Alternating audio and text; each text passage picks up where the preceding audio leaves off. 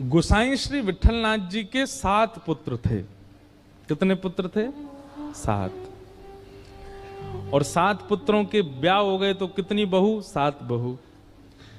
तो एक बार गोसाई श्री विठलनाथ जी ने एक चूड़ी पहनावे वाली से कही, हमारे घर चली जाओ, 7 बहू हैं, उनको चूड़ी पहनाया।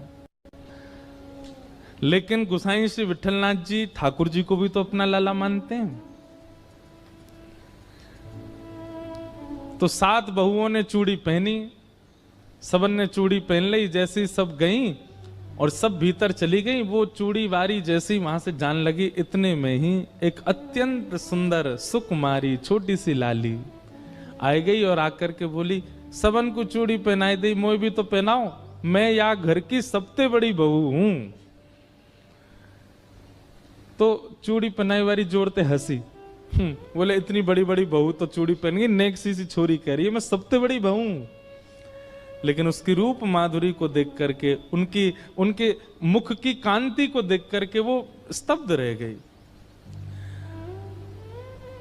और वो मनहारिन बोली कि सही बताऊं लाली, तो मेरे चूड़ीन के सवरे भंडार में तुम्हारे हाथ में सुशोभित हो ऐसी कोई चूड़ी ना है।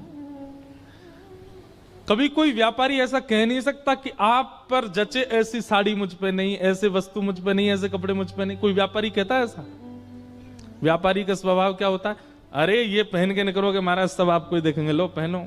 व्यापारी तो अपनी चीज बेचना चाहता है। परंतु उन नेक सी लाली को देख करके वो मनहारन कह रही है, नेत्रों में आंसू भराए, वो लाली तेरा स्वरूप इतना सुंदर है, तेरे हाथ इतने सुंदर है, तेरा मुखमंडल इतना सुंदर है, मैं तो हस्तकमल देख करके न्यौछावर रह गई हूं। वास्तव में तो मेरे पास तो पहनावे वाली कोई चूड़ी है ही ना है।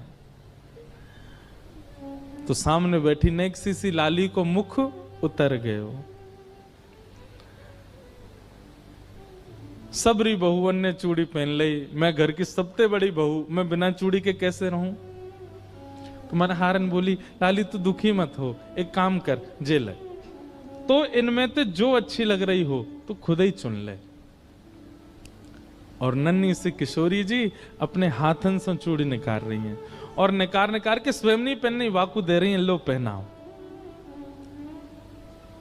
और वाके हाथ से सुंदर चूड़ी पहन करके और छम छम करती लाली चली गई।